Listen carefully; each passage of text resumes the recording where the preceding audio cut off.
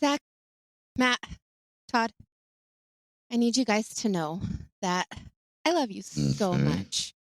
And I know you haven't heard this enough, but you are so beautiful. And I just cherish you so much. I don't have any money. All right, how much money do you need? Well, I know life is hard, but I'm here for you.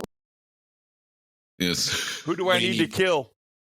Actually, all I'm going to ask for in return is for you to pledge your undying devotion. Is that all we need to do?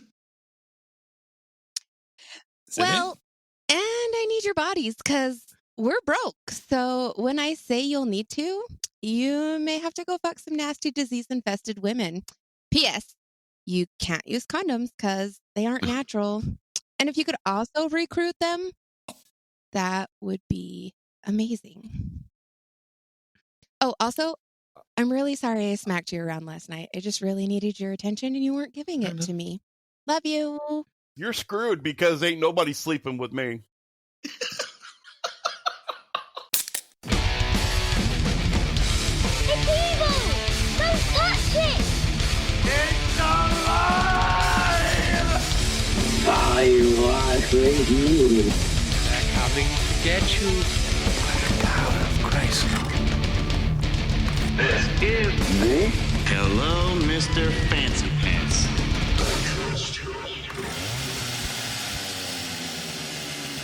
What's up, everybody? How's it going?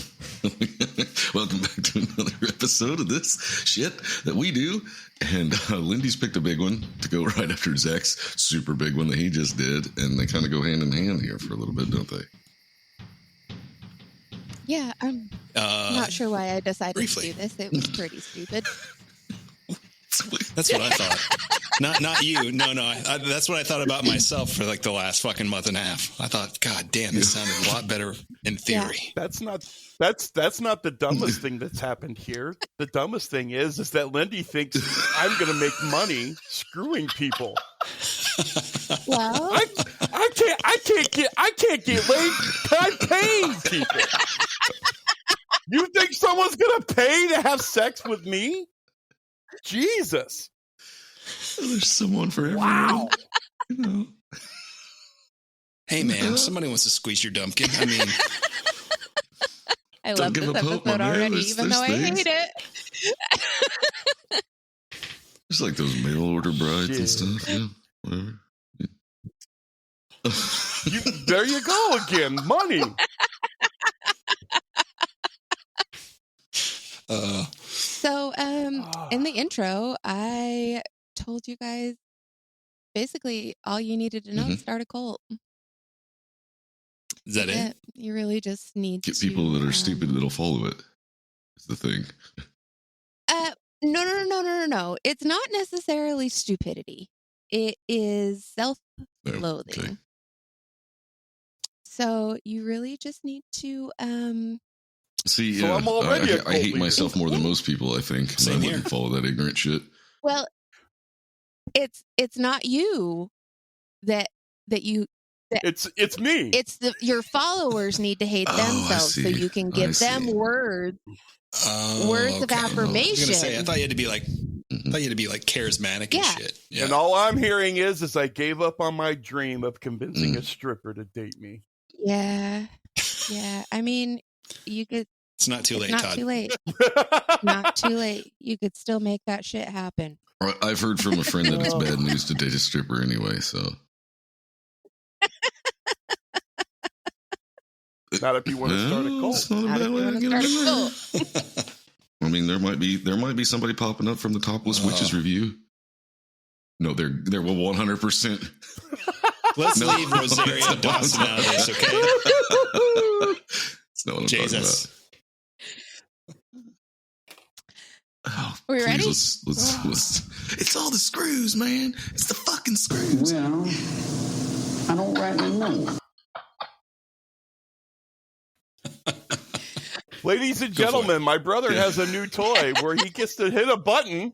All I do is press the button, and he has sound effects. Some songs, too. At some point, I'm sure you're going to hear, right after I say some really dumb shit, my voice coming back at you saying, gay porn. What does that have to do with gay porn? I didn't get that loaded in time, but I'll edit That it in will there. become a thing. You are now a button. And nobody will still push it. Dude, you put it. Okay, so obviously we can't go into talking about Mr. Charles Manson without. Oh shit, that's who we're talking about? Yeah. Oh. Yeah. Did you? Who do you think we were fucking talking about? The Kool-Aid Man? I thought we were talking about my life with the kill. I mean, Well, listen, technically I this will is- throw this damn thing away, and we can talk about that all They you did have a want song in to. the Crow soundtrack. I did. Yeah. So we're gonna have to go Yeah. back a little bit, and It's getting goth in here. So put on your black clothes. I am feeling so goth. I'm gonna watch the Nice. Crow. Not bad. It was very good. Golf clap. that was very good. And cut. I get one every once in a while. Yeah. Push the button. Mark that one to cut that out. All right, I'm done. We'll let her at least get started on what she wants to talk about. I don't want to talk about it. I want to throw this shit away. Who has the middle name of Mills? Who has the middle name of Mills? No name Maddox. Yeah. Is that right? Is that right? I Am I think right? so, yeah. Okay. So, we're gonna start by talking. Well, not exactly briefly. We're gonna go into a little bit of detail on Charlie's mom. She's an award winner. She was a saint. Don't you fucking say a bad word about her, or I'm gonna kick you in the fucking nuts. Oh, gee. Oh, we're not getting very far today. That censor button worked about as well as Jackass when they put the blur up and they jump around it on purpose. Yeah. Yeah. So, Kathleen Maddox was just 15 when she crossed the Ohio River to go dancing in Ironton, away from the watchful eye of her God-fearing mother. She met a man named Colonel Scott, who was 23. He was married, and he was a con man. Okay, when you say Colonel Scott, was he military? No, man? his real name was Oh Colonel. boy, that's weird. That's fucking. Was that's it classic. Kernel? Nope, it's Colonel, yeah. Okay, I'm sorry. We just started and we've already hit all the markers. Mom issues, promiscuous mom, religion. You Where just you strap going on, next? motherfucker. We get ready. Next we're going to the bar because Colonel and Kathleen met at Ritzy And she was Ray's. how old? Gross. 15. Yeah, so Colonel bought Kathleen a drink What a and they danced, gentleman. right? And then Kathleen Yeah. decided that she was going to start crossing the bridge frequently to meet with Colonel.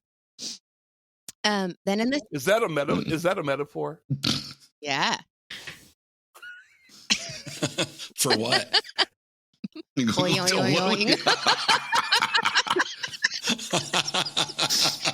Oh my God, that is dude. You have to put that on the button. That gets a button.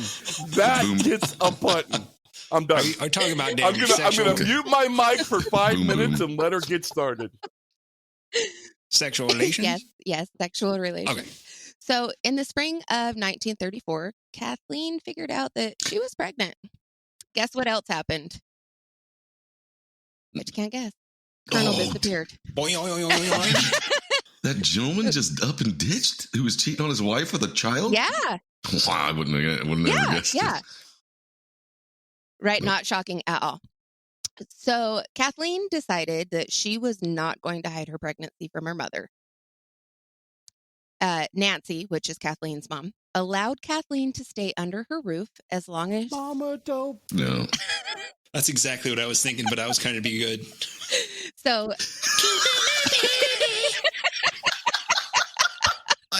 thought it too, but I can't sing. I can't either. Just go for it. So Kathleen was able to stay with Nancy, but she had to agree to give up her sinful life and live according to biblical strictures. Mm-hmm. So she followed that to a T. Founded. Right. Well, Kathleen decided that really wasn't the life for her, and she needed to find a man and get married. A man who could take care of her. And No, mom, I get what you're saying, but I'm going to need me some dick. Uh-huh. Yeah, exactly. Because once you go, you can't come back. So, I'm 16 we're going to have needs. So gross. Yeah. I figured by this time she was probably 16. So, now we're going to insert are we? William Manson. Yeah. Oh, we're going to insert William what? Manson. And where we're going to insert him? Right into Kathleen's life. But nobody really has any idea how William Manson and Kathleen met. Basically, the first thing that's known about them is that they were married on August 21st, 1934. November 12th, 1934, Charles. So this is a real stand-up guy then. He's like, hey, you're 15. You're kind of hot. I mean, your boobs are really big right now because you're pregnant. I guess, we can do this. Yeah. So I'll marry the underage we get a girl. lot of that in these episodes, don't we? There's a lot of it, really. I mean, looking back, it's like, people suck. Yeah. Yes, very much so. So, November 12th, 1934, Charles Mills Manson was born. And Kathleen loved her son, but she was just 16, and she was determined. So it was really Colonel Mustard in the Ritzy Ray's bar. You've been waiting for that. Ever since Colonel came up, he was like, just give me a minute. With the cock. What? But he's really not Manson's kid. He's the Colonel's kid. It's the perfect episode of Clue. No, wait. What it wasn't was the cock. first clue? It was the sausage. He had a huge vein. He used the lead pipe. Huge vang. All right. I'm muting again. Sorry. All right, we're going to try that one again. So Kathleen loved her son, but she was just 16, and she was still determined to have a good time as well as trying to be a good mother and wife. Yeah, those go hand in hand. Yeah. So her plan fell short, and she left baby Charlie with her mother or sister frequently for days on end. William decided, I can't. I'm not going to fucking do this. He was like, not gonna die. Yeah. I'm done with this. And he was granted a divorce on April 30th of 1937. And that's kind of weird. I mean, that time is the 30s. Divorce is kind of unheard of. Yeah, very. So she must have been a real fucking psycho bitch. That's all I'm saying. Yeah. God rest her soul. She was almost like Casey Anthony, just not enough for it to benefit the rest of the world. I just want to point out in this sense of humor that yet again, I am sitting here going, I got one check, I've got two checks, I've got three checks. Oh, I've made 4 on the list of 5 so far of how do I become a cult leader and a psychopath. Oh, you actually, you'll check the 5th box in a minute. Yeah, thanks for that one, Lindy. Here we are publicly saying why I'm not getting red laid. flags or are they green flags? I can't tell the difference. Yeah, there we go. All right. Is the red flag on top? That's why he's my brother. So the divorce decree noted there were no children of this marriage. So William dipped, leaving Charlie with just the last name. Kathleen found Colonel Scott and filed a bastardy suit against him. She won $25 from the initial judgment and $5 a month after. Party time. You got me pregnant, you bastard! buy a case of beer and a pack of smokes. Sorry. That's what you win. Right? So Scott did pay the $25, but not ever another cent. And he visited with the toddler a few times, but obviously he wasn't fatherly. Was he like that, or was he like, the kid is not my son? I'm going to fucking moonwalk the sorry. fuck out of here. I don't know. I'm in the 80s mood today, I guess. I knew I should have shortened this. That's at least a 14 marker. Come on. Who does that fucking dance? You want to dance, baby? Okay, I'll see you later. Listen, the only reason anybody listens to this podcast is they hear Lindy laugh, and that's why Lindy's episodes go through the roof. And it's all because we're fucking childish idiots. So Nailed it. we're doing our jobs, Yes. okay? Yes, absolutely. So Kathleen and Charlie bounced from house to house for the next few years. And Kathleen and her brother Luther were really close. And the pair, along with Luther's girlfriend, Julia Vickers. Okay, were they like VC Andrews close, or how close were they? Well, they did everything together, but Okay. not Okay. boy. Is that? Okay. I'm so glad this is a thing now. It is. Yes. Here we go again. Okay. So the pair, along with Luther's girlfriend, Julia Vickers, would frequent bars together. On August 1st of 1939, Kathleen and Julia met a man named Frank Martin. Martin took the ladies out to the Valley Bell Dairy and then to Dan's beer parlor. And Martin kept flashing money and paying for their drinks. So, Quick question. yeah. What state are we in? I don't have any idea. I don't remember. Ohio. I want to say, We're in Ohio. I thought it was fucking Ohio. knew it. We're in Sounds Ohio. like in Ohio. Okay. And I got another question. Why did he take him to a dairy farm? Was he going to fucking milk him or what? Ice cream. They went for ice cream. Super fresh. Okay. That makes more sense. Ice cream, you scream. We all. So they went for When the fuck did we get ice cream? they went for ice. You can't have none. You can't afford it. So they went for ice cream, and then they gorged themselves on cheese. Not even 20 minutes, and the only thing we're missing is freaking pizza rolls. And There we nailed it. We got time. So Kathleen baited Martin by suggesting that the three of them get a room. Then she excused herself and she called her brother, telling him about the man with all of the money. Luther told her to meet him at the service station. So the trio left the bar and they went and picked up Luther. And then they went to the Blue Moon beer parlor and drank and danced. And then a short time later, Martin, Luther, and Kathleen went for a ride in Martin's car. Luther told Martin to stop the car.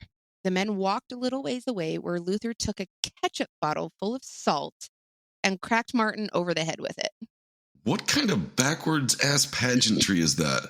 A ketchup bottle full of salt. What the fuck? I'm assuming it's a glass one, but Matt, in case you don't know, Okay, there you white go, yeah. trash people, really poor people, after they use the ketchup bottle, No, it's it okay. now becomes a salt shaker. Punch holes in the top. Well, Punch holes with a nail and a hammer. and I think That's how you got nice salt and pepper shakers. he was trying to pretend like it was a gun to begin with, but Martin was like, "Fuck you, you don't have a gun." So Still, Okay. the explanation is there. That's exactly how this came about. Yeah. That's so we're high class people. after Luther cracked Martin over the head with a fucking ketchup bottle full of salt, Luther took his wallet and he and Kathleen took off in Martin's car. The wallet held $27. So the pair went back to the Blue Moon and they picked up Julia, and then they went and rented a room at Daniel Boone's bar BQ. Yeah, I really get it. weird. No, Like, I it's get bar, what you're saying. BAR, I and can then- only Yeah, yeah. picture the sign. Some lights work. Yeah, and they ditched. Yeah, and then they ditched the car.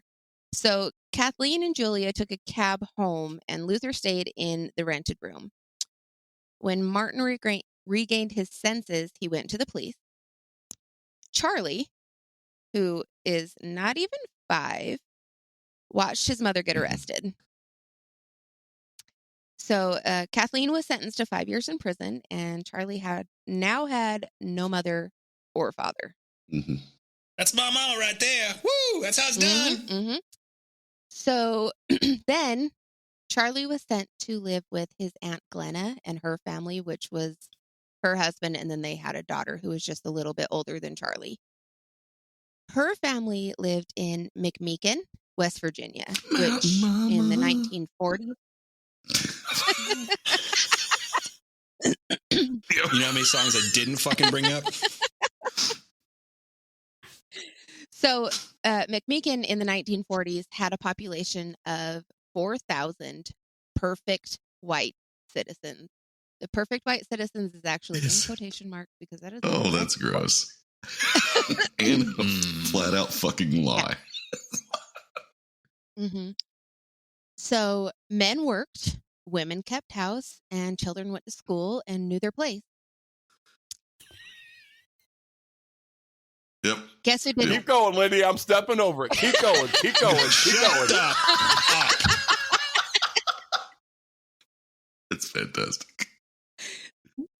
So guess what? Charlie didn't fit in at all.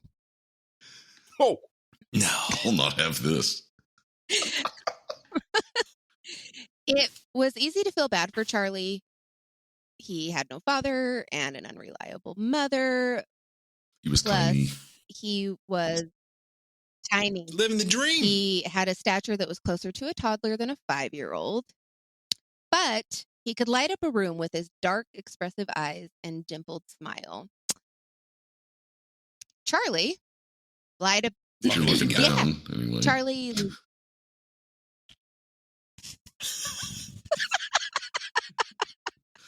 That's the thing I like about these short people, man. I mean, they're always looking up to you. You know what I'm saying? So Charlie would lie about everything, and anything that he did, he would find a way to blame it on someone else.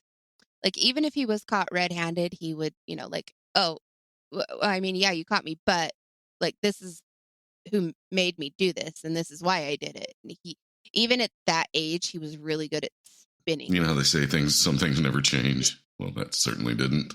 Yeah. Yeah. So he needed to be the center of attention, and if he couldn't get the attention by being good, he was just as willing to do something bad. Any publicity? McMeekin was close to the prison where his mom was at, and Charlie was expected to visit his mother often. The prison was terrifying, and he had to talk to his mother on a phone through glass. So for the entire time that she was there, he didn't get to actually he didn't get any sort of motherly love because there couldn't be any kind of affection or anything towards her son. She probably didn't have a lot of time because she had to hurry up back to her cell to toss Bertha's salad.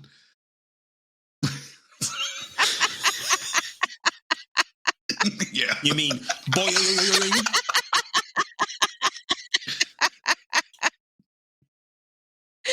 So Charlie was enrolled in school, and he had the misfortune of receiving Mrs. Varner as his teacher. I have to tell you about Mrs. Varner. Are you going to drop the C word again, or is it? Okay, fair enough. Could. She may be the reason that Charlie Manson. So it's not his fault. It's Miss Barner. Oh, come on now. Yeah. He had serious mommy issues anyway. So people to this day, 70 years later, still shudder from memories of being in. Wow. She was. So she made quite the impression. Yes, she did. Yeah. So on his first day, after being picked on by the teacher, literally picked on by the teacher, Charlie ran home from school in tears. Well, guess what? Uncle Bill wasn't going to have a sissy Oh, boy in his boy. house. So the next day, Uncle Bill took one of Joanne, which is the daughter, took one of her dresses, Mhm. which was too big for Charlie because remember, he's freaking tiny and she's like 5-6 years older than him. He put Charlie in the dress and marched him to school. Charlie was forced to attend that day in the dress. What's wrong with a hug, motherfucker? If your kid comes home crying, jeez, this is fucking ridiculous. Well, I don't rightly know. I knew I shouldn't have taken a drink. It's fine. Get choked up. So this event started a chain and a string of Charlie getting bullied at school. He developed 3 interests while he was with the Thomases. He was fascinated by knives and sharp objects. He liked guns, and he fell in love with music. See, okay, I agree with all 3 of those things when I was a kid. Like, I wanted a sword collection, and I loved guns because I liked those 80s action movies. Well, this was exciting for Bill because it was like the only thing that Charlie showed an interest in that may have made him. Oh, I see. Man. Yeah. And Glenna, Charlie's aunt, would later describe Charlie as being able to sit down at the piano and play songs by ear for hours. Another Anton LaVey. Which, yeah, he's in here too. So Kathleen was released after 3 years, and she and Charlie set out on their own. She was hired as a barmaid in McMeekin, but within weeks she decided to leave. She and Charlie went to Charleston, and Kathleen found work as a clerk at Van's Never Closed Market. Charlie was enrolled in school, but he never stayed there. He would take off, and he would just randomly show up at Kathleen's job. So Kathleen started to notice that Charlie was very manipulative, especially toward women. So he was only interested in people who could do something for him, and when he wanted to, Charlie could be the most persuasive and charming person. He's giving the women back a little bit of taste of their own medicine, seems like. Right? Yeah. Yeah. Kathleen was just 24, and she still wanted a life. Yeah, she did.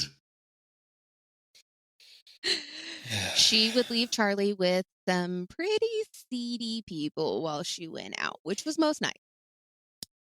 Mother of the Year, Doris Award winner. She also fell back into theft and got arrested again. Charges were dropped, and she decided and she took Charlie and left Charleston, and they drifted around Indiana. Kathleen was a drunk. She started to attend AA meetings, and she met Lewis. Lewis was a discharged vet working in the property department of a circus. Fuck me running. No, you can't. You can't fucking make this so shit up. Much. What are you, some kind of fucking clown? Well, I used to be, but not before anymore. to be exact. I gave it up. 4th one out of the Just like the booze. Volkswagen. Lewis made all kinds of promises to Kathleen that he was going to sober up and he was going to take care of her and Charlie and pull a balloon animal out of her pussy, all kinds of cool shit. Yep. He was going to give her the life she deserved. Guess what he didn't do? Wear a condom. He didn't do anything he promised, but they were still married. They were still married in August of 1943. Kathleen was able to get her drinking under control. Lewis didn't. He couldn't hold a job, and he refused to help with Charlie. And Charlie started to get worse. He became a thief. He was lying constantly. He refused to stay at school. He was just completely out of hand. Kathleen really didn't have any idea what to do with him or how to handle this. So, Nor did she really want to, right? She was kind of like, fuck you, kid, well, whatever. she was more interested in getting her marriage right than she was her child's life. Yeah. So she couldn't get him under control, and she decided to enroll him in the Jabalt School for Boys. This all goes well. Yeah. This Jabalt School for Boys. this Mhm. There you go. There's number 5. this school was run by Catholic priests. Oh boy, there's Ooh. 6. That's not a good sign now, is it? What are we up to now, Ed? Fuck. We're 30 minutes into this motherfucker. Charlie- It's just crazy. So she's just the way Lindy said it. This place was run by Catholic priests. Yay. Charlie was 12. Prime Mm. pickings, boys. Yeah. The school was on open grounds. It had shop and academic classes, sports, and a 150-acre garden. Boys were expected to attend class and religious services. Paddlings for poor behavior were allowed, but there was a 3 SWAT rule. Any more and I'd come.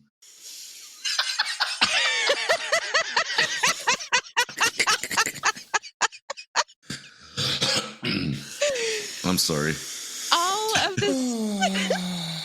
All of the students underwent academic and psychological testing. Charlie's didn't go well. Charlie ran away from the school and went back to his mom's in Indianapolis. Though it was hard for Kathleen to do, she took him back to Jabal. In December of 1947, Charlie went to visit the Thomases for Christmas. His grandma and Uncle Luther were there as well. So Luther had been... Is this Uncle Luther put him in the fucking dress, Uncle Luther? No, that's Uncle Bill. Uncle Luther is the one that got busted Okay. with Kathleen. So Okay, He's the he's one now that out could of have pinned prison, over and his hotel wife... situation. The salt shaker with Yeah. ketchup. Yes. And he has decided to change his life. So he moved back in with Nancy, which is grandma or mom, whatever. And he was now on the path to becoming a priest or minister, whatever their religion, whatever. He also had cancer and was dying, so he knew he could never do it. He's like, fuck Yeah. it. Yeah. Sounds So good. he decided to devote his life to the Bible and make his mom happy. All 3 months. Yeah. So the family went to church on Christmas Eve, but Charlie stayed behind. I can't remember Joanne. Joanne also stayed behind because she was super sick. And Joanne could hear Charlie doing something downstairs, but it sounded like he was getting into like cabinets and stuff. And then when he realized that he was making a lot of noise, he went and he turned on the shower and he just let the water run to try and cover up what he was doing. Drown out. Yeah. Well, it turns out that, so when the family got home, Joanne was like, hey, Charlie was going through something. The shower's still running. It's been like an hour and a half, 2 hours. Shower's still running. We That don't know what water's that's cold like. I now. mean, Yeah. So Yeah. Joanne was like, hey, Charlie's been going through stuff in the house. Check for valuables. Check for Dad's got guns in the house. Check. Look. Turns out Charlie had found Uncle Bill's gun and he had it on him. So before anything happened, fortunately, they found it. And then after the holiday, he was returned to Jabal, but he ran away after 10 months. This time, he did go back to Indianapolis, but not to be with his mom. He decided he was going to try it on his own, so he broke into a bunch of stores and took what money he could get from the registers. He was caught during a burglary, and the judge sent him to Boys Town in Omaha. Mm-hmm. Omaha. 4 days. into his sentence. Charlie and another boy named Blackie Nilsson stole a car and headed to Peoria, Illinois. Somehow, they also managed to get their hands on a gun. Which also has a lot of It's a bridges. fucking shithole. And since they were able to get their hands on a gun, they committed 2 armed robberies. Charlie's 13 now. And as tall as he'll ever rack get. 'em up.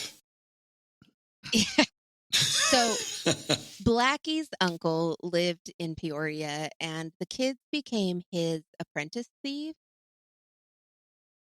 Charlie was caught and sent to the Indiana Boys School in Plainfield. So much boys' schools and boys' places and boys' things. Yeah. Mhm. This place was bad. So basically, anybody who is still alive that had gone to the school has said it was the goal to survive. Oof. Just, it was that bad. Was this the tobacco and the cow stuff shoved up somebody's ass? Okay. So all I said about that was Charlie was beaten, sexually assaulted. Constantly, right? Well, I think it was more like some boy, like the first day he was there, didn't he? Shove something.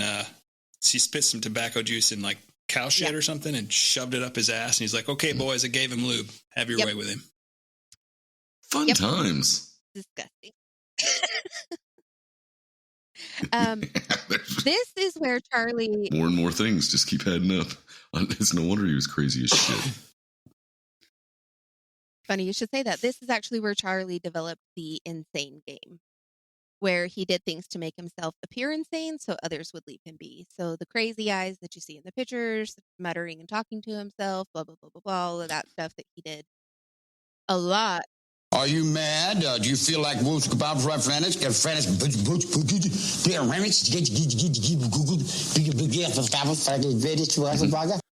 got it all. I understood exactly what he was saying.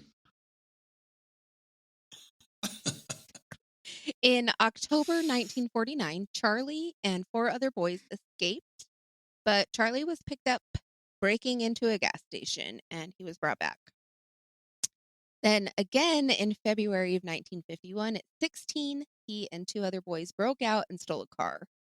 They were caught outside of Beaver, Utah, 3 days later by a roadblock, which was actually set up to capture another criminal. He's not good.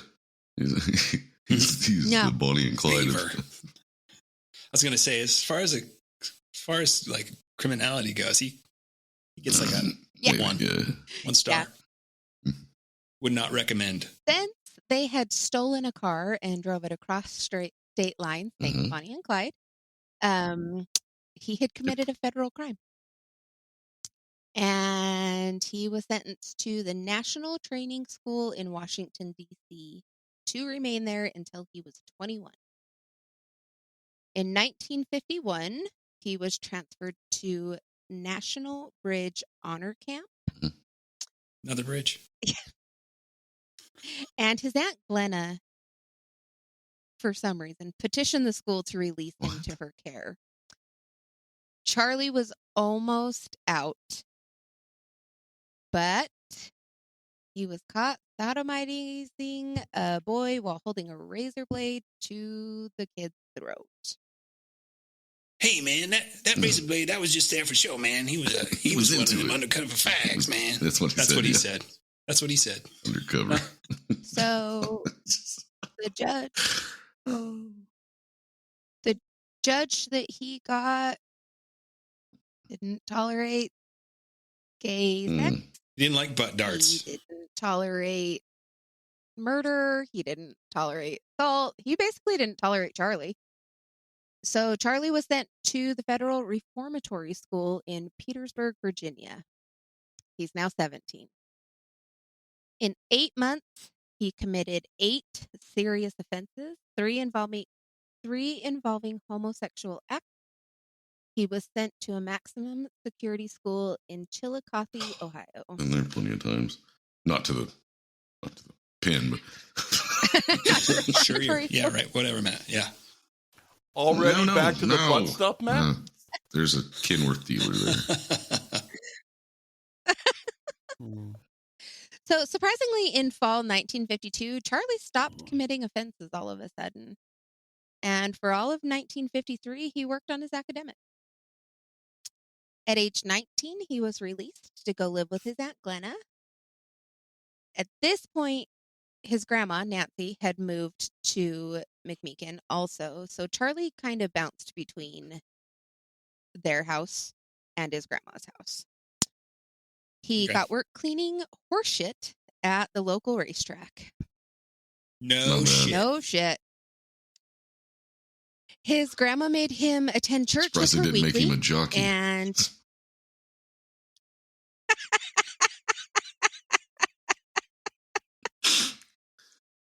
she also made him attend the church's teenage social programs. And Charlie messed up his chances at having friends because he couldn't keep his mouth shut. He started bragging about his time in reform school. This turned him into a social outcast. Yeah. So people shunned him. They wouldn't talk to him. They'd walk across the street and, just avoid. Can you imagine guys standing around telling jokes or whatever? He's like, hey, you guys want to hear about the time I held a razor blade to a guy while I sodomized him? It was hilarious. So nobody wants to hear it? Really? I thought it was a good story. Okay, never mind. I'll go walk over here and talk to myself in the corner.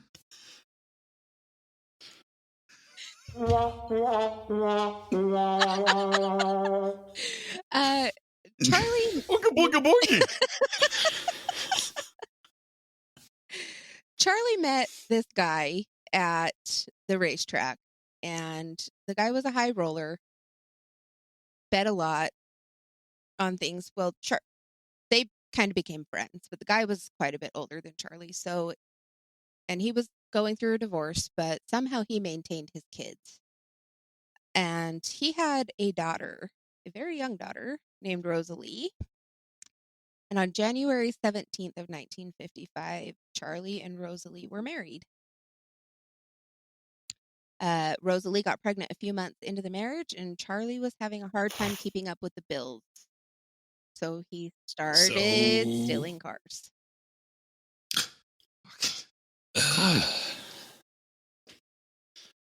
Yeah. Except for Clyde was good at it, though. Clyde was good at it. Yeah, exactly. It's the only thing he was good at. Just because Manson isn't good at it. In July 1953, Charlie stole a car from Bridgeport, Ohio, and he and Rosalie drove to Los Angeles to go see Kathleen, who had this. California!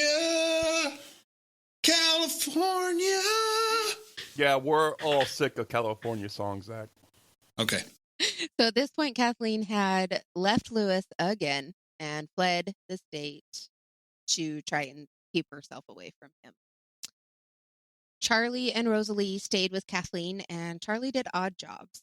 In September, an officer ran the plates on the car, and he found out that it was stolen, and he arrested How many Charlie. months did they have this car? They just kept driving it, right? They thought, well, we're in a different state. We're good. Yeah. Didn't change the plates. Didn't change the color. Didn't even rattle can. I'd have rattle canned the motherfucker at least. So it was a different color. Yeah, I think they were there for like 2 months at this point. It wasn't a super long time, but long enough. So in court, Charlie claimed he was having a hard time adjusting to life after reform school and admitted to stealing that and 2 other cars. So he had also stolen a car and he had driven it to Florida to fence it there. And he told the court that. So I think like 38% of all vehicles in Florida are stolen anyway, aren't they? Like all of them. Yeah. But now instead of just having the one car that 3 that he's got charges on, he's actually got 2, but they dropped the charge to a lower charge because he had driven it across state lines again, so it would have been a federal charge. So they dropped it, but they said it was just 3 stolen cars. Three New stolen York cars. all the days. Yeah. So Charlie was recommended for 5 years probation for the stolen car. How the fuck do you get 3 years probation on a federal? Because he's so charge? tiny, people feel bad 5 for him. years. That's all I can think of. I don't fucking know. Oh, look at the wee leprechaun. Oh, look at him go. I'm surprised he can reach the petals. He's got a wife and she's pregnant and he has a sob story, blah, blah, blah, blah, blah. So, and it's California. He had a sympathetic judge. So he was recommended for 5 years for the one stolen car that he was busted with, but because he had admitted to stealing the other car, he was supposed to come back to face charges on that. And the judge even told him, when you come back, I'm more than likely just going to give you the same term to run concurrent with your current term. So he would have got another 5 years of probation, but it would have run concurrent. Well, instead of going back to court, Charlie ran. What a dipshit. Run, this bitch, guy. run. Yeah. Yeah. So he and Rosalie went to Indianapolis, and she gave birth to Charles Jr. on March 10th. Of course, it's a junior. Fucking arrogant motherfucker. Where is this kid at now? He's got a different name, I would imagine. Yeah, he changed his name. Yeah. Well, he's got like 8 kids. Manson? Yeah. Yeah, but there's only one Charlie Jr. No, there's not. Well, there is. There is. No, there's not.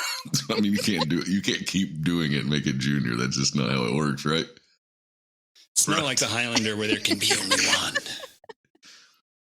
It can be a junior every time it's with a different female, apparently.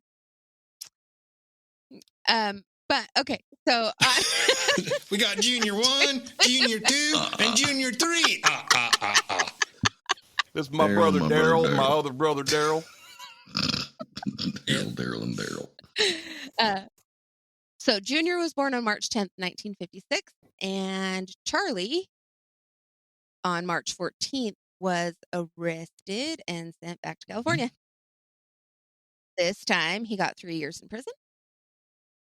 And in this prison, he learned to sit down and talk to people about the art of being a pimp.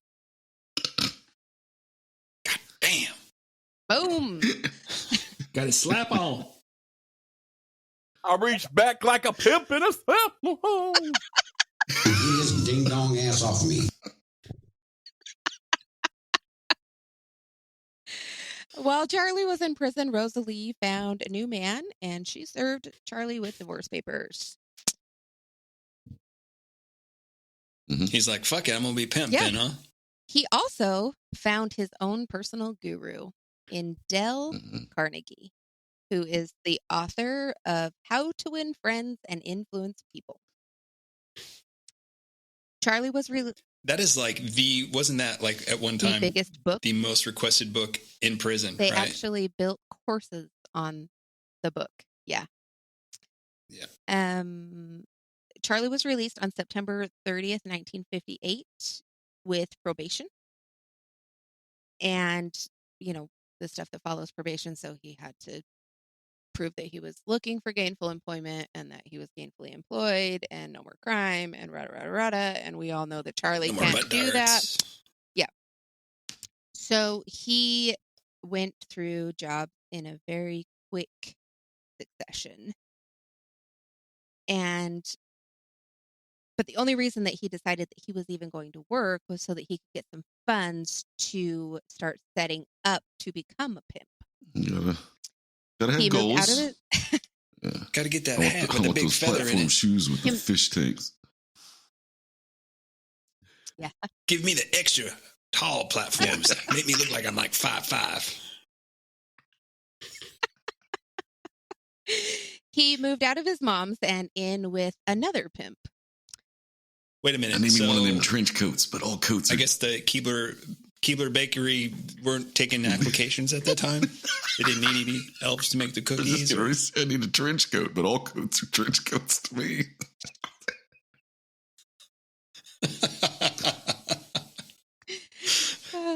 shit. Charlie wasn't making the living he thought he should, and he returned to his criminal habits.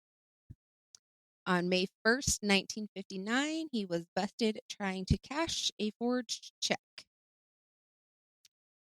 This dumbass admitted to stealing a check out of a mailbox, and this wasn't just any check, it was a treasury check. Was it? Okay. So this is also a federal crime. He just goes for...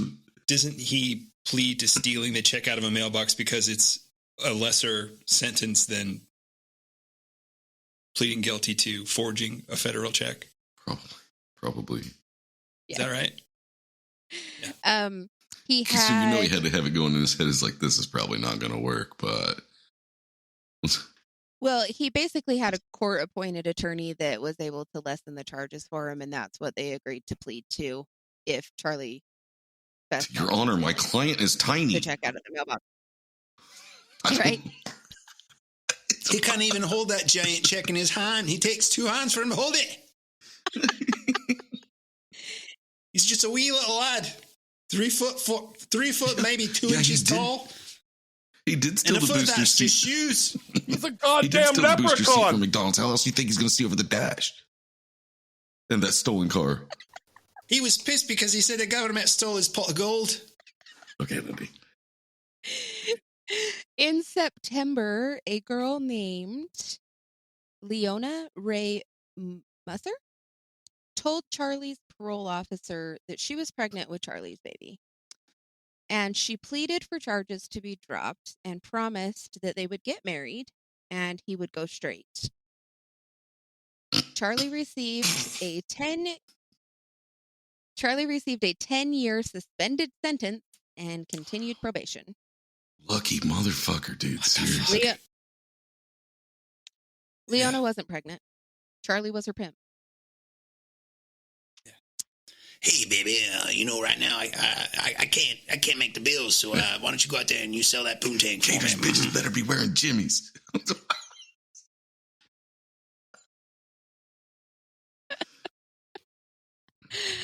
Charlie decided that he wasn't making enough money pimping where he was at because there were too many people in the area. So it's hot.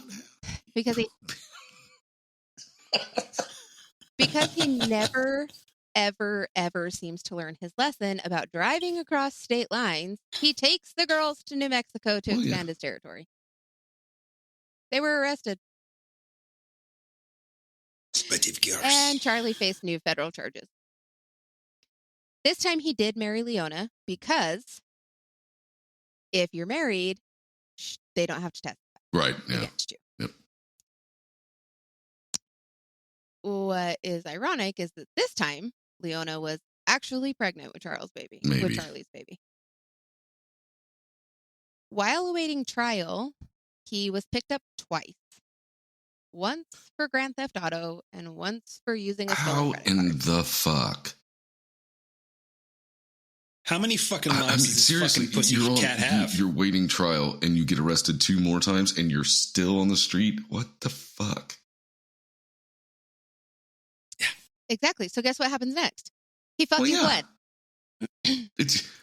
He's been nothing but net for how many years now as far as it goes about getting away with shit. So what? Just keep running. Yeah.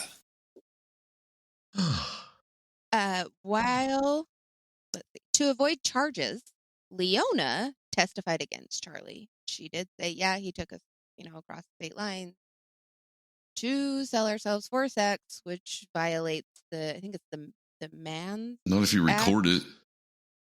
Should be called the Woohoo You Man's just need Act. a camera rolling, and then it's pornography, and it's not.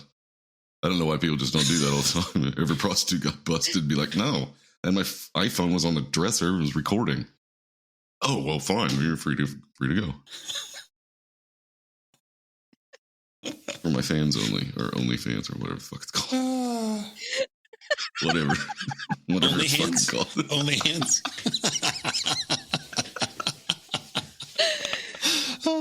Because Leona testified, a bench warrant was issued, and Charlie was picked up in Laredo, Texas, and he was sentenced to serve 10 years. Fucking Texas, man. Woo! he was sent to McNeil Island in Washington. And here, Charlie started to study Scientology. Leona served him with divorce papers in August 1963. Kathleen moved from California to Washington to stay close to Charlie because she was actually trying to be a mom. Time out. You're telling me that Charles Manson was a Scientologist? And then No, Yeah. he could. Yeah, he was. he was. He was. So conforming to a religion in prison at this time helped you to get released on early. that should add time to your sentence. Parole, That shit's or crazy. out into parole. Yes. Yes, I agree. Where were we? Oh, okay. So Kathleen also reconciled with Lewis, and she was going to visit Charlie frequently, and she was paying for his books and that kind of stuff, to try and make up for being absent the way that she was. Charlie had decided that he needed a steel guitar, and he asked her for the money for it. She told him that she didn't have it because at this point she's just waitressing. Lewis still is not working. Shocker. And Right. so Charlie was pissed that time when she said no. So brilliant. Kathleen and Lewis decide that they're going to adopt a baby girl, an infant baby girl. And she takes the baby girl to see Charlie in prison. And she introduces baby girl as his new baby sister and told him, we adopted her. And Charlie says, how much did it cost you to adopt her? And Kathleen told him it was $2,000. And he told her to get the fuck out of here because she could have fucking paid for a guitar. Wait. Hey, you watch that fucking potty mouth, okay? We don't have this is that's a quote. Though. None of that language. That's a quote from Charlie Manson. When you want a guitar, you want it. Yeah. Right? Yeah, you fucking, hey, if you want that fucking guitar, you go out there and you fucking You get kill it, somebody okay? that's got a guitar and you take it. You find that fucking dog. So Charlie wasn't able to get a guitar, but a man named Robert Heinlein was. Oh, nope, that's not it. There was a man in prison who played steel guitar, and he had one, and he taught Charlie how to, he started teaching him basic chords and that kind of stuff on the steel guitar and was letting Charlie play his. Can't remember this guy's name, but he was in there he committed multiple murders, and he was in the Mob Barker gang. Yeah, I can't. I heard it was David. I heard it was David Allen Coe taught him how to play guitar. Not a joke. No, I heard that. Yeah. Yeah, but that's not real. It was this guy in prison. I just said I heard it. I didn't say. Allegedly. So, also about this time, Robert Heinlein's "Stranger in a Strange Land" book. You happen to be wearing an Iron Maiden shirt when she comes up with "Stranger in a Strange Land." Nice. And Charlie fell in love with this book, and he picked up a lot of his philosophy from it. Then came January 1964, and anybody guess? Is that when he gets out of prison, right? The Beatles. Yeah. No? British Invasion. Oh, that's right. Yep. So Charlie loved the Beatles, but he thought that he could be bigger than them. Well, if you want to look, Bigger than actually, the he did Beatles. become bigger than the Beatles. Actually, really. I don't know what you're smoking, but we're bigger than God. No, he was Stones God are better reincarnated. anyway. That's right. You're God, I'm God, we're all God. Charlie started telling anybody who would listen and anybody who wouldn't that he was gonna be bigger than. I'm going to go ahead and say that he did it, and he started, because seriously, you could show a picture of Paul McCartney to 1,000 kids, some of them will know who it is, but you show Charles Manson's picture to them, every fucking one of them's going to know who it is. But he meant in the sense he was going to be bigger than the Musically. Beatles for music. Yeah, not because he was a fucking... Was it Look at Your Game Girl? He had a few songs that I've heard. I know Guns N' Roses did one on... You can find it on... He's got shit on Spotify. You can listen to it. Yeah. Charlie considered himself good at singing. Don't do that because the man doesn't need money, okay? He's certainly dead. He's dead. He Don't doesn't do need it. any money. Don't do it. Charlie considered himself good at singing, good at guitar, and good at drums. And the fact that he was able to play in the prison... You want to have a Twisted Cane off right now? I can do it. Not on drums. Sure. I can play it on guitar while you guys play drums. Lindy is completely lost right now. Sorry, that's brother jokes. Okay. He was able to play in prison talent shows, and because everybody in prison's fucking bored, they all attended, so he thought he was good. So he's the Lone Horseman, or excuse me, the Lone Rangers. The Lone Rangers. So there are 3 of you. You're not exactly alone. Around Rangers. So Yeah, They were huge in prison. So he was the little fish in the big pond. I mean, now we are going to kind of reinsert Kathleen. She finally divorced Lewis in May of 1964. And in May of 1965, Charlie was moved back to Terminal Island after completing 2 years without incident. Terminal Island? Sounds pleasant. Yeah, that's where he was. Yeah. In October of 1965, Kathleen remarried. And at this point, all Charlie really cared about was music. So Kathleen was able to not have to worry about him so much. He had kind of a hope, a goal, a focus. And so she was able to basically move on with her life. There is one more time that Charlie and Kathleen would see each other, and it wasn't pleasant. I go over it later, though.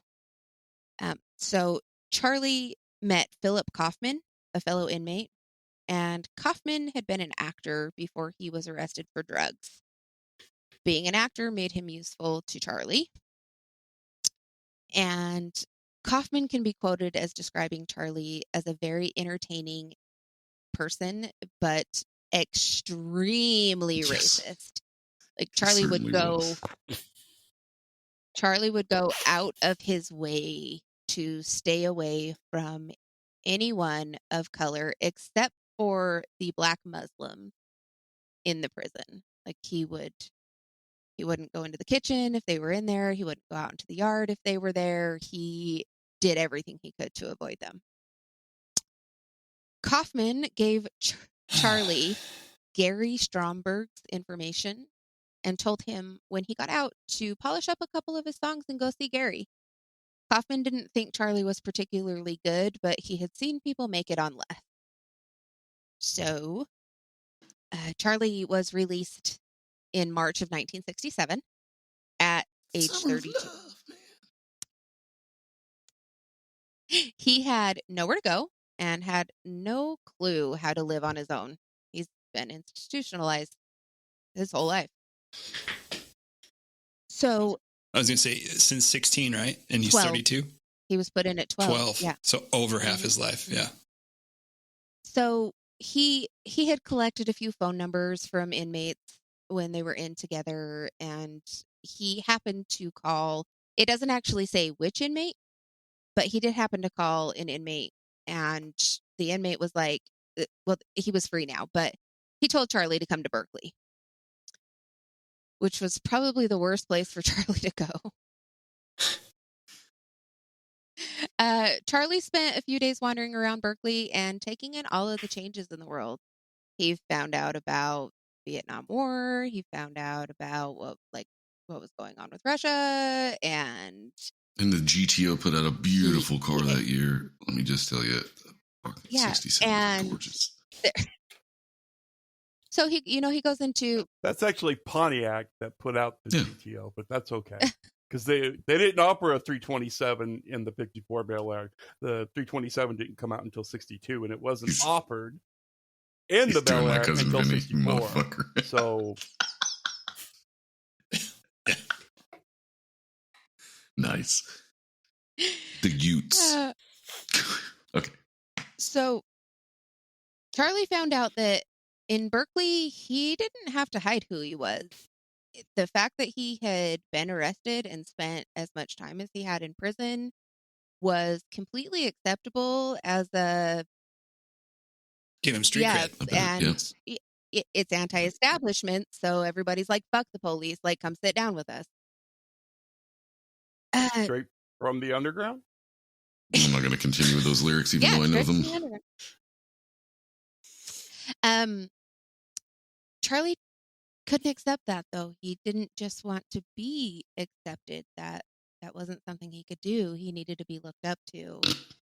If he had been able to, Did you say he needed to be looked up to? Somebody get this by a box to stand on, a real fucking tall box. I didn't. It's not We might get need him a off your helicopter soapbox, over get off here. your shipping container. I didn't intentionally write that in, but I'm damn glad I did. If Charlie could have just accepted, just being accepted, just fitting in and being able to live his life, then I could throw the rest of this fucking thing away. But I'm good enough. I'm Doggone smart it. enough. I'm not tall enough, but gosh darn it, I'm a rock star. people like me. I'm a rock star. I'm a rock star. I'm a rock star. so, I've said so a lot. Well, in this that's because you episode. have to every time we interrupt you to find your place back where you're at. Back at the ranch. Meanwhile, back at the Back at the ranch. farm. Meanwhile, back at Cal Mhm. Berkeley campus, because that's where the radicals were at. Yeah. Radical man. The roots. The roots. The roots are on. Charlie found Mary Brenner on the campus. She was out walking her dog. So he actually, I hate to say this. I really hate to say this. He described her as being homely, Charlie did, huh? and that Wasn't she straight off the farm in Wisconsin? Wasn't she like a librarian from Wisconsin? And she was a little bit of a huskier girl. Yes. She was alone and an easy target, eh? Yep, exactly. Those are pretty much his words. Exactly. Just, in a crazy accent, not. She's big old girl. She an easy target. Jigga jigga. Come with me before the screws get you. Where's here? I'm just gonna do it with a pen. I'm gonna put a fucking Charlie was able to get Mary talking. And after they started talking, he was able... Oh, that's just pillow talk, baby. Exactly.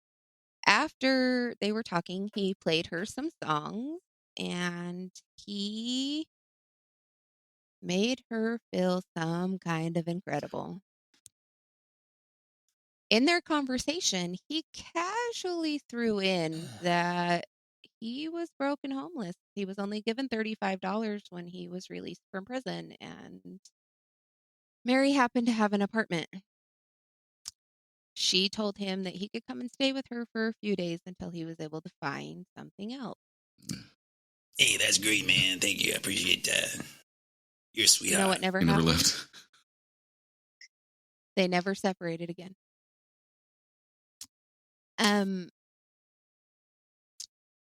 Charlie eventually got Mary into bed. It took him like 3 whole days, though. Yeah, she was a good, wholesome girl, and she is just not that kind of girl. So But, when you feel beautiful and loved And he turned on the Lucky cherished, Charms. and I The bush wants what the bush wants, yeah, lady. I mean, I don't fucking know. I don't go out for affirmation shit, but apparently other people do. So, Lindy, you are a very beautiful and intelligent young lady. thank you. I really appreciate that. You are welcome. I'm not getting into bed with you. It's okay. You don't have to.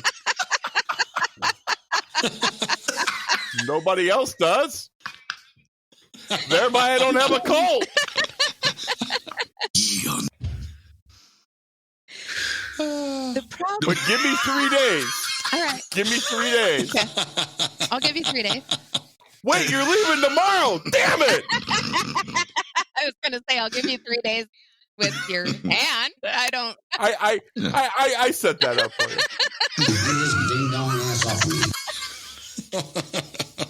Who thought Manson could be this much fun? Charlie gave Mary everything that she needed to feel like. Did he give her all she ever wanted? Not all she ever and wanted. all she ever needed? No, he basically took all she ever wanted. But by making her feel beautiful and blah blah blah blah blah, he did something for her that kept her interested. Not even just devoted. Let's say devoted. So she went to work every day at the library. Are you talking about damn sexual relations again? Yes. And while she was going to work, Charlie was bringing other women home. Dude's to a her fucking apartment genius. because it's free love. It certainly was. Mm-hmm. It's what's for dinner. Mary hated that she had to share him, but she eventually got used to it with the hope that I shouldn't say hope. She always truly believed that one day it would love will find you. Just be her and Charlie. Yeah. Okay. Broke people. If you're out there in that people. situation right now, just stop it, please. Just stop it. Yeah, just stop it's never gonna happen. He says he's getting. Yeah, because there's decent people like me out here who would love He to says cuddle. He's getting divorced next week. Yeah. How long's he been saying that? Okay. Charlie had to, so he's still on probation, and he has to cross the Bay Bridge on a regular basis to go see his parole officer. Another fucking bridge. Another bridge. She's trying to compete with Matt about how many times he can say, yeah, yeah, yeah. Bridge. Bridge. Bridge. When are we going to start burning these bridges? Pretty soon. Okay. On the trip across the bridge, Charlie discovered the Haight-Ashbury neighborhood. And he also discovered that he preferred the hippie type environment to the radical environment. So they're dumber, man, and their weed's better. Woo! And it's the time of the, I can't remember what they're called, the croppers, the diggers. So everything was free. In the Height, Charlie tried acid for the first time, and he loved Yes, he did. You got my hands on some of that there acid, man. Woo! He was also able to observe the ways of different groups. So he was able to take in the diggers' way of life and how they were doing things to get people on board with them, and the hippie movement and those kinds of things. And he started to adopt new philosophies. Let's use the word we want to use because it's so unused now. The beatniks. The beatniks. The beatniks actually named the hippies, though, didn't they? I don't have a clue. I just wanted to say beatnik. Oh, I think the beatniks were the generation before the hippie. It's all right, man. I'm bringing it back. All right. I'm bringing it back. I'm owning it. Beatnik for life. Charlie. Sure. You're beating it for life. What? So, oh my God, there we go again. Charlie was able to come up with a presentation of his philosophies And he started on his journey to... That would have been so much better if you just would have said PowerPoint. Knowing it wasn't there, but it just would have been so much better. Charlie created a PowerPoint. He was going to become a guru. Of course. Of course. Yes. But of course. Yes. Oh my gosh, we're already into this an hour and I still have pages. Okay. He was able to gain attention, but there were other people spouting all kinds of this and that all over the heights. So Charlie went on a little adventure to the beach town of Venice. Venice is where he found Lynette Brom sitting on a park bench crying when... Oh, come on, girl. What's wrong? Charlie... It ain't that bad. That's pretty... Come over here and sit on my face. I'll make everything better. Charlie offered an ear and knew just what to say. Lynette was now his. He broke Lynette and Mary's insecurities down. The three of them started sleeping together, and he was able to talk them into leaving Berkeley, and they moved to the Heights. Charlie often went out hitchhiking, and on one of his first hitchhiking adventures, a man named Dean Moorhead picked him up. They went to Moorhead's, and Charlie saw a piano gathering dust in a corner. So Moorhead offered it to Charlie, and Charlie was able to trade it for a... Did Dean write him a last will and testament on a napkin and said that, he'll leave everything to him for the giving him a ride? No. Oh, wait. Wrong eccentric. Never mind. It's another story altogether. So Howard Hughes. Charlie took the piano, and he was able to trade it for a VW Of course minibus. he did. The iconic hippie wagon. The piano was... You mean the stink wagon? The piano was not the only thing Charlie took from the Moorheads. He also took their underage daughter, Ruth Ann. Ruth Ann and Charlie were picked up in Mendocino, and Charlie was booked. But before the pair were separated, Charlie did tell Ruth Ann that she would be immediately emancipated from her parents if she was able to find a single guy and marry him. Just any single guy, it didn't matter. And she needed to wait for Charlie to summon her. She did. It's easy to talk children into things, isn't it? Did this guy have 3 legs or what? Broke people. Children. Break people. Or, excuse me, no. Hurt people. Mary decorated the bus, and Charlie, Mary, and Lynette took it out to Manhattan Beach to visit Billy Green. I'm trying to do the math here. This girl's 15? Which one? Exactly. So he's got Mary, he's got Lynette, and he's got Ruth Ann. Yeah, Ruth Ann was 15. Okay, and he's 32? Certainly is. That math's fucked up, isn't it? He's been alive longer, like double her lifespan. Gross. Yeah. Green introduced Charlie to Pat Krenwinkel. Charlie was able to convince Pat to come with him, making sure that she brought along the credit card her dad. Well, yes. Otherwise, you're not invited. Then he convinced his parole officer to let him go to Washington under the guise of trying to find his mother, who had abandoned him as a child so they could reconcile. The parole officer and the girls bought this story and felt bad for Charlie. So Charlie and the girls went. Charlie knew damn well where his mom was. He knew her address. He managed to break away from the group, and he went on his own to Kathleen's and asked for money. Kathleen declined, and Charlie threw a shit fit on her front porch. She asked him to leave, and this was the last time they ever saw him. The group did go on a few trips, physically and mentally. Yeah, they did. Charlie didn't allow harder drugs, but he did allow acid and marijuana. The acid was to reach the outers of their mind. He also reminded the girls often that they had left behind biological families to become part of a real family that accepted and cherished them for who they were.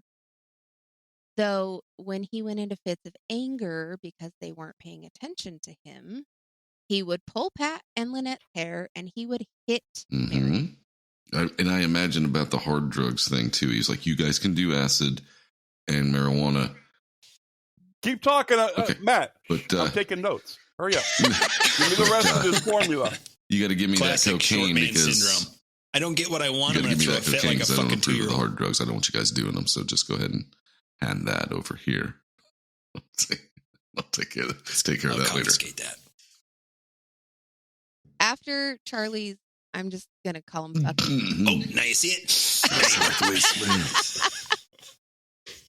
Magic tricks, man. After Charlie's fucking childish tantrums where he would beat the shit out of them, the girls would often like cower away for a little while and then they would remind each other that they needed Charlie and they were very lucky to For be fuck's with him. sake, man.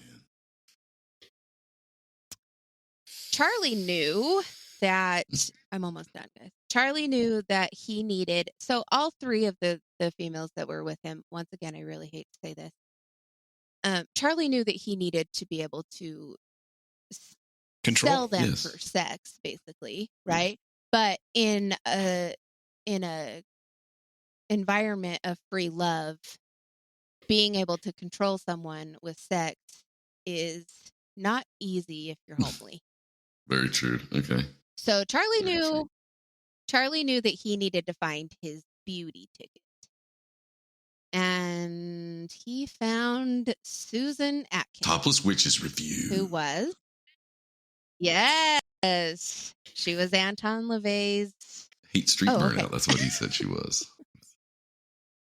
That was Manson's way of saying you better shut the fuck up. No, that's what bitch. I'm Anton coming LaVey for called you." her.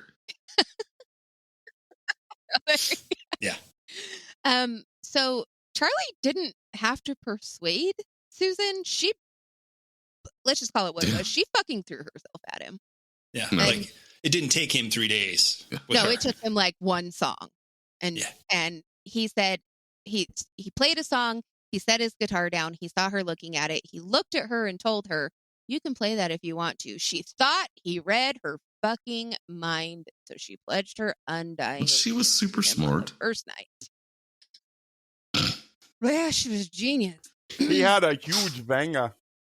He fucking must have. Charlie took his group to his friend Pete in Sacramento. Pete owned some whorehouses, and Charlie made the girls work there for a day to remind them that they had to have sex whenever and with whomever he ordered them to. Since Charlie wouldn't allow birth control, Mary got pregnant with Charlie's baby, and we know this because it was before she was allowed to start sleeping. Well, before she was ordered to start So, sleeping with other people. Was this Charles Jr. or was this Charles Jr. or was this Charles Jr.? This is Charles Jr. the second. I fucking want I want a hamburger. It's now. Carl's. Oh, Charles. Ah, You my fucking bad. Bacon eater. My bad. That's Wendy's. Fuck. Never mind.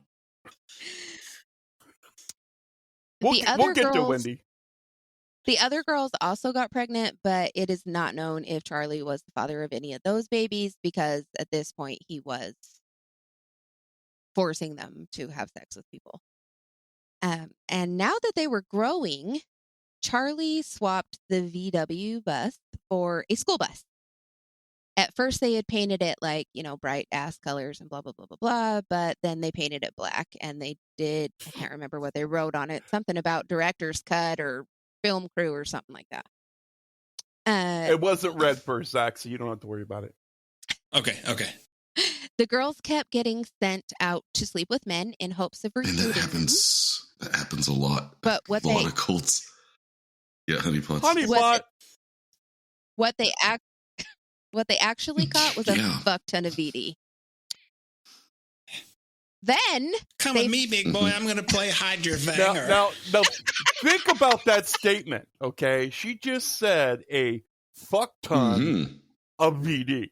You're going to get the clap, and then you're going to have to get a big-ass book, and you know what comes next. It's got to be painful as shit. Yeah.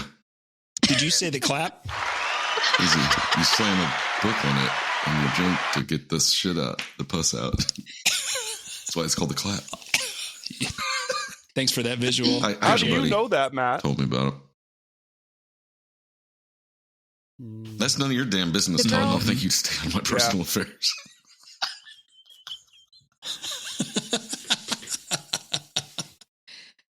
The girls were finally able to appropriate word. Well done. Golf clap. That's what she said. Okay, so do you remember the name Dean Morehouse? Yes. Guess what he did? He got laid. No. He got divorced because he was the dumbass who brought Charlie to their house and ultimately lost them their daughter. But that's right. Because of this, Dean, Mr. Morehouse, tracked Charlie down. He held a shotgun to Charlie's head and told him he was going to blow his fucking brains out. Not Charlie true. looked at him. Not true. Charlie looked at him unafraid and told him to go ahead and shoot. Moorhead did. End of story. Fuck Charles Manson. No, just kidding. Dean put down the gun. He took acid with the fucking group. He listened to Charlie about his shit speech. And the followers were awestruck. Then in late 1967, Charlie packed up his followers, got his parole transferred, and headed to LA to seek out Gary Stromberg. And that right on. We'll pick up next week. Well done. Oh, nicely done. Even with all of our interjections and bullshit, I guess I'd say. Bullshit. I really thought about it, and like I was like, I need to end this. I need to end this. I need to end this. There's going to be so much. It's going to be an hour and a half. Boom. Boom. It's an hour and a half. Nailed it. Yeah. Oh, me Lucky Charms. But that's it this week. We'll pick up in LA next week. Awesome. Guys, thanks for continuing to like, rate, and review the podcast. Just going to cut this off. Thanks for hanging out. Thanks for listening. I'm Zach. Spar. Lindy. I'm obviously not Charles Manson, so. Mm-hmm. All right. Well, on that note, we will see you next Tuesday. Later. Bye. FTC. It's evil! Don't touch it! It's alive! I was you. They're coming to get you. Tower of Grayskull. Excuse me? Hello, Mr. Fancy